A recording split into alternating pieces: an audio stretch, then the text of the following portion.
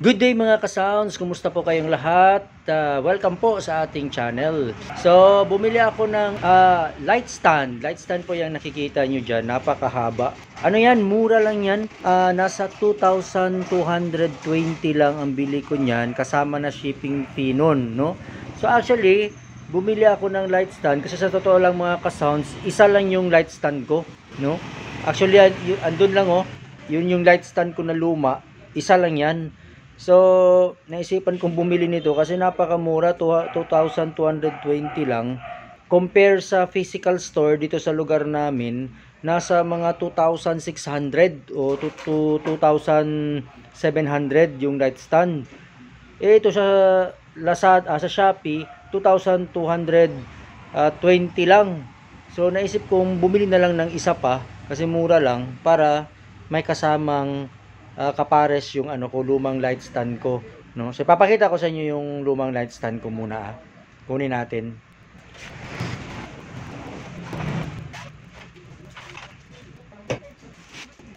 So ayan mga ka-sounds, so yan yung lumang light stand ko. Ang brand niyan is BTS. Ito. BTS T202 yung model niya. So, ito na rin yung parang T-bar niya. So, nag-iisa lang yan. Kaya kung naalala nyo, gumawa lang ako ng DIY T-bar. Diba? Para makatipid nga sana. Hindi na ako bibili ng light stand kasi nga mahal. Kaya gumawa ako ng mga DIY T-bar. Ito ang isa sa mga example na ginawa kong DIY T-bar. Pero hindi ko pa nalagyan ng ano dito, oh, na yung parang ganito, kung saan isasaksak yung stand mismo. Tsaka ako na gagawan yan. So example lang yan kasi nga kung bibili pa tayo ng mga light stand, napakamahal. Pero ito, speaker stand lang ang gagamitin ko dito kasi para sa ano lang to eh. Sa backstage lang to kapag may mga acoustic setup ako. Itong mga klaseng ganitong ilaw ang nilalagay ko. So hindi ko na kailangan talaga ng light stand na yung original light stand kasi yung mga original light stand, alam naman natin mga nasa 10 to 11 feet ang taas niyan, 'di ba? So yung speaker stand hindi naman siya ganun kataas. Pero pwede na pang backstage lang na light para sa mga acoustic. So kaya nga bumili ako ng speaker stand sa online kasi 2,210 lang, mura. At saka magkaroon na rin ng partner itong luma kong light stand. So i-unbox lang natin mga ka-sounds.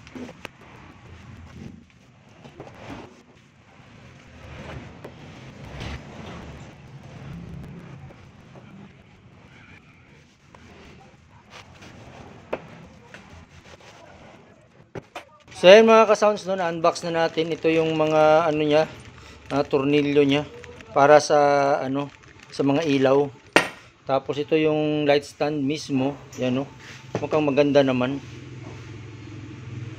Tapos ito yung parang another extension pole niya para kung gusto mong mas tumaas pa. Kasi ito na yung T-bar. Yan. 1, 2, 3, 4. Apatan na ilaw. So testing natin mga ka-sounds. So ayan mga ka-sounds, so napakaganda mga ka-sounds. Hindi kayo magsisisi nito sa lang 2,220. Yung tripod niya, oh, napakalawak, yung sigurado kang hindi matutumba yung ilaw mo. Tapos ayan, oh, kung gaano kataas. Tingnan niyo gaano kataas. Napakataas. Ayun, yung dulo. Hindi ko pa naikabit yung yung extension niya. Mayroon kasi siyang extension na pole. So ganyan siya kataas na. Hindi ko pa naikabit. Ganyan na siya kataas. Sobrang taas.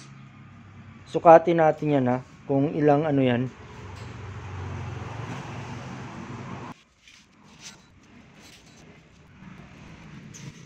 Yung haba niya mga ka-sounds nasa 8 feet, more than 8 feet or 101 inches. Yung isa pa lang yun hindi ko pa naikabit yung pangalawang pole. So ano na lang kung maikabit ko pa yung pangalawang pole, lagpas-lagpas na yun sa atip. Kaya akyat tayo sa taas kasi doon mas malawak yung lugar para may kabit natin yung isa, yung second pole niya. So na-set up na natin yung dalawang ilaw, no? Yun yung bago. Ito yung luma ko. Kita nyo naman sa tripod pa lang, sa paa pa lang niya, yung difference. Itong luma ko, hindi masyadong nakabuka. So may tendency na baka maano lang siya, matumba. Although hindi pa naman ako nakaranas na natumba yan ever since tinagal-tagal kong pagsiset up. Pero compare mo dito, ito talaga the best. Itong bago, bukang-buka. Tsaka ang haba ng mga paa. Yung secure ka talaga na hindi siya matutumba. Tapos sa haba naman, pataasan, ayan o, mas mataas yung bago. Yun o. Tapos nandito lang yung yung luma, dito lang. So napakataas talaga ng bago, mga ka-sounds. Ang ganda, sulit na sulit sa halagang 2,220. Yan oh. So try nating i-testing mga ka-sounds ha. Sukatin ko lang muna yung haba.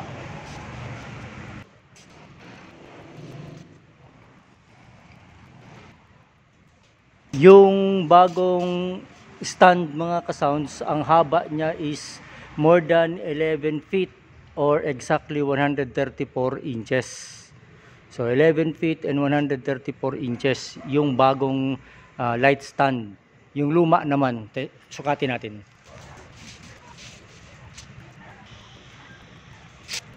Yung luma naman mga ka-sounds nasa more than 10 feet or 122 inches. So yung luma 10 feet, more than 10 feet or 122 inches. Napakalaking difference. Ganyan yung spread ng tripod niya oh, yung bago. Kita nyo naman, 'di ba? Masyadong spread na spread, ang laki. Oh. Siguradong hindi matutumba. Compare natin sa sa luma. Oh, ito lang yung luma oh. Hindi pa naka-spread. Kahit anong gawin kong spread dyan, hindi mag-i-spread yan. Kumbaga, yan na yung pinaka-spread niya. Sa legs, yan na yung pinaka-spread ng legs niya. Nakatayo pa siya, di ba? Pero as I've said, sa tinagal-tagal kong gamit to, hindi naman natumba. Kasi very sturdy din siya. Actually, mas mabigat itong luma kaysa dun sa bago. Pero, yan oh, grabe yung difference ng paa niya. Spread na spread talaga. At ang taas oh, grabe taas. Alright mga ka-sounds, may naisip ako no. Isa sa mga kagandahan ng nabili nating bagong light stand is ito yung yung regular na speaker stand na ginagawa kong light stand paminsan-minsan no. Hindi naman siya ganun katangkad. So since yung nabili nating bagong light stand ay may detachable pole. Yan no, ito yung detachable pole niya. Tapos yung light stand talaga na nabili ko, kahit hindi mo ikabit yung detachable pole niya, extra pole, matangkad na siya. Oh, ganun na siya katangkad. Tangkad na. Ito yung yung speaker stand ko. Ito. Oh, yung level. Mas matangkad na siya. Taas na. So, hindi pa nakakabit tong detachable pole niya. So, ano na lang kung ikabit ko pa, mas mataas na. Kasi ito, nasa na ito, 8 feet na ito eh. Ito pa lang. So, naisip ko, dito sa mga lumang speaker stand na minsan ginagawa ko rin, o kadalasan ginagawa ko ring light stand, since maigsi siya, pwede ko idugtong pala. Ayan oh. Nakadugtong siya. Yan.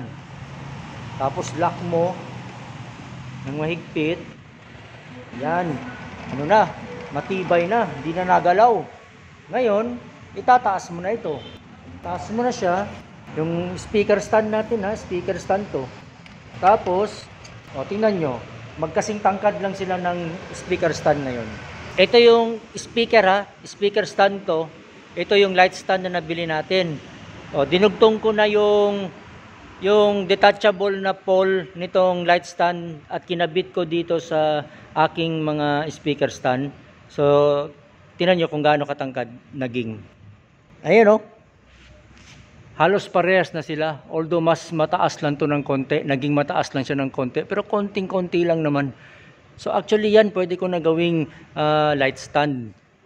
Yung mga luma kong speaker stand, pwede talagang maging light stand. Ayan no, kasi tumaas na. Tumaas na siya ng 8 feet. So okay na yan pang light stand.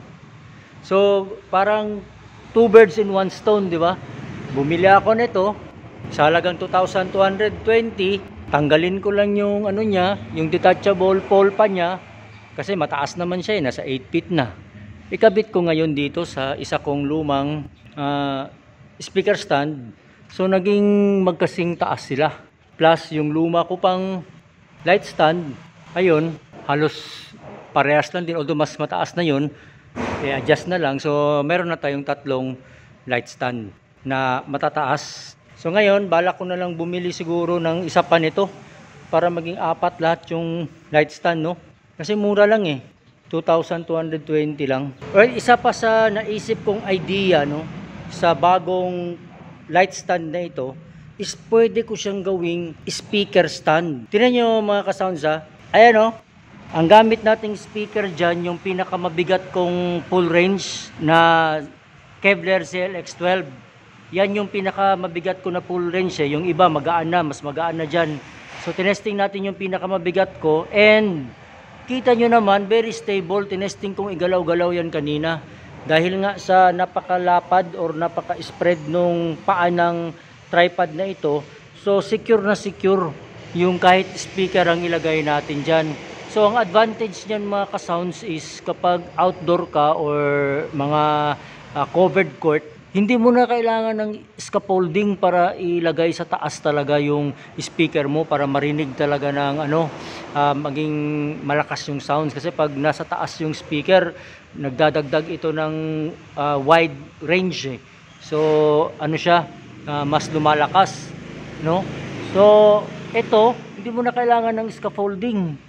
Ganyan lang kapag marami kang ganyan na tripod. So pwedeng maglagay ka 2 per side, 3 per side, 4 per side. Kung marami kang ganyan, 8 ang ganyan mo. So hindi mo kailangan ng scaffolding mga ka-sounds. Tipid sa kargahan, sa bigat, tipid, saka sa mga tauhan. Kasi tripod lang yan eh. Kahit ikaw lang mag-isang mag-setup niyan, kahit 4 per side pa yan, kayang-kaya mo, di ba? Ganyan kataas din yung mga ka-sounds ha. Kung gaano kataas yan. Hindi ko naabot yan eh, sukatin ko Hindi ko naabot yan. Ayun, napakataas. 5'8" ang height ko mga ka-sounds. 5'8 and a half ang height ko. Pero hindi ko na siya abot. So very ideal na yan para sa mga scaffolding na design na setup. So hindi ka na magdadala ng scaffolding. Yan na lang ang dadalhin mo. So goods na goods para sa mga outdoor. Lalong-lalo na sa sa mga usually sa mga covered court, sa mga gym. Tapos kailangan mong mag-scaffolding setup para wide coverage yung sounds. Hindi mo na kailangan, yan na lang. Okay na. So bale tips and lang naman to, no? Tips and mga ideas lang naman tong pinapakita natin dito sa nabili nating bagong light stand na napakamura, 2,220 lang. And then mataas na siya, and then pwede pang kabitan ng speaker, no? Kung gustuhin natin para hindi na tayo mag-scaffolding, yan na lang. So magandang idea yon. Kasi ang kinagandahan niya is yung aside from mataas siya, dahil light stand nga siya, tas nagagawa rin nating pwedeng gawing speaker stand, is yung legs talaga niya. Talagang napaka-spread nung legs. So hindi ka mangamba na matumba. Kasi napaka-spread talaga. Kung makikita nyo in actual, spread na spread. So ito ay isang tips and ideas lang para sa ating mga basic lights and sound. So comment kayo mga ka-sounds sa baba kung ano yung mga posibleng naisip nyong idea nito. Kung magandang idea ba ito o pangit ba na idea na ito. Comment kayo dun sa ating comment section, no? So thank you so much for watching mga ka-sounds. God bless po. Kita-kits sa susunod na video. And to God be the glory.